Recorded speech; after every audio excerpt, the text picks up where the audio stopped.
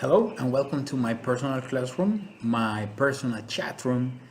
In this case, today we're gonna talk about formative assessment.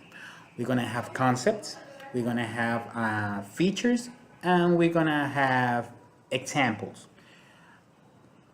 So let's start with a definition. Like a rule of thumb for any discussion is to conceptualize what we are talking about. So the first one is about the definition of formative assessment.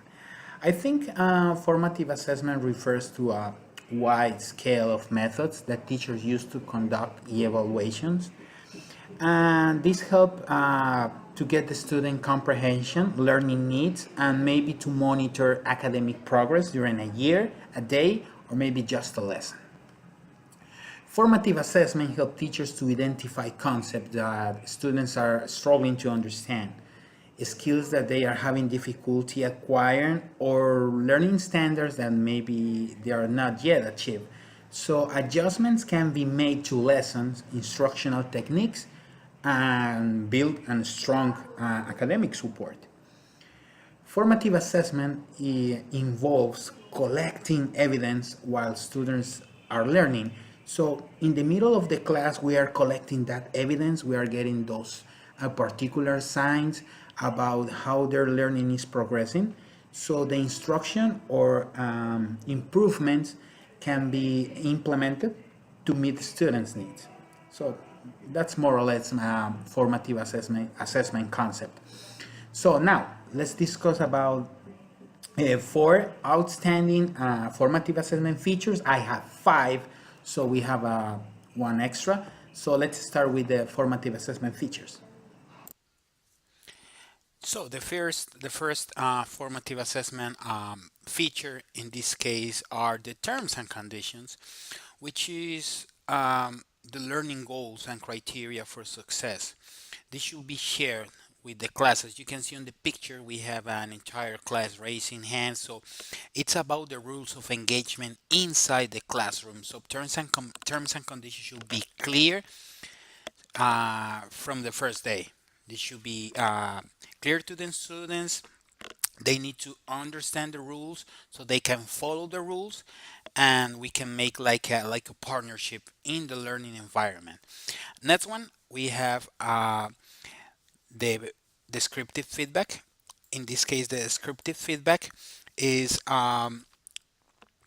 it's a comment, it's a feedback, it's a backup commentary about how students should be provided with evidence, and this evidence should be based in the instructional outcomes and criteria for success. I mean, this feedback has to be related with the learning goals.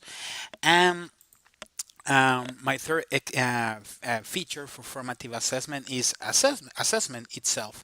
As you can see on the picture, we have assessment differing from e-evaluation.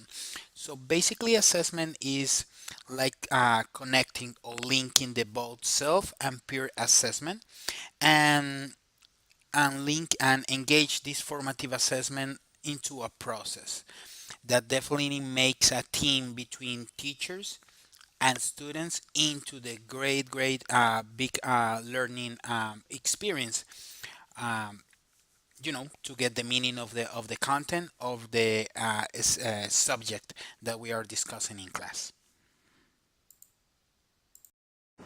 My last two features are collaboration, and number five will be variety.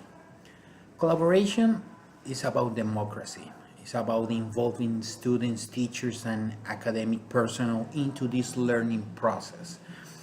It's about monitor the responsibility for their own learning as long as we are taking care of them. It's about to provide constructive feedback to help each other. It's about to construct these bold, these strong decisions, and how to illustrate the learning concept to the class. And the last one is variety. This implies like use a diverse, wide range of methods. So teachers adjust their teaching methods to meet the needs of a diverse range of students. In some cases, this means that they are adjusting the content and the concepts to the emotional styles and different personalities of each student. So this should be not following like a recipe. This should be like a adjust our content and concepts to every particular student. So now let's move on to the examples. This should be real quick. So here we go. So let me start my examples with the learning logs. They are like an agenda, like a memento for recording or your process or your gaps, your reflections into what you are learning into the class. So this allows students to make connections to what they have learned, set goals, and reflect upon their learning process. I mean, this is like a diary when you get all the information daily based in a board, in a log, so you can check it every time you need it. And next one, we have labels and sticky notes. So teachers can carry a clipboard with sheet of labels or sticky notes, so students can determine what is expected to for them to achieve, or what is missing in this determined area of knowledge. So this is colorful and this is handy, but we should be careful with over carrying the classroom with sticky notes, because it tends to make it like a game. So that's not the purpose of sticky notes. And next we have the two last examples that we have here. My third example for formative assessment in the classroom is called questioning. It's about asking better questions to afford students an opportunity for deeper thinking. I mean, like the Greeks used to do it in their times. It's about questioning, um, constant questions to help to understand.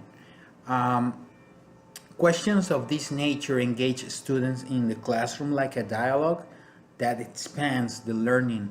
Questions should go beyond the typical factual questions requiring recall or facts or something that is there. Questioning is about experiencing to tell a story about what is going on. Last but not least, the peer and self-assessment. This is daily basis. Is about to help to create a learning community in the classroom. When students are involved in the criteria to evaluate, it's about goal setting, self-evaluation, and get the learning process standards to the maximum. So students become metacognitive and they are more aware on how to evaluate on what is right and what is wrong, because they don't feel that they are in the spotlight every time. Otherwise, they are feeling that, okay, I'm being like a hamster, I'm being analyzed, I'm being studied. No, you are part of the learning process. So this peer and self-assessment help us to create a community, a learning community, and check again for what is right and what is wrong. So thank you very much. That was my video about formative assessment, concept, features, and examples. Hope this helps. Thank you very much. Bye.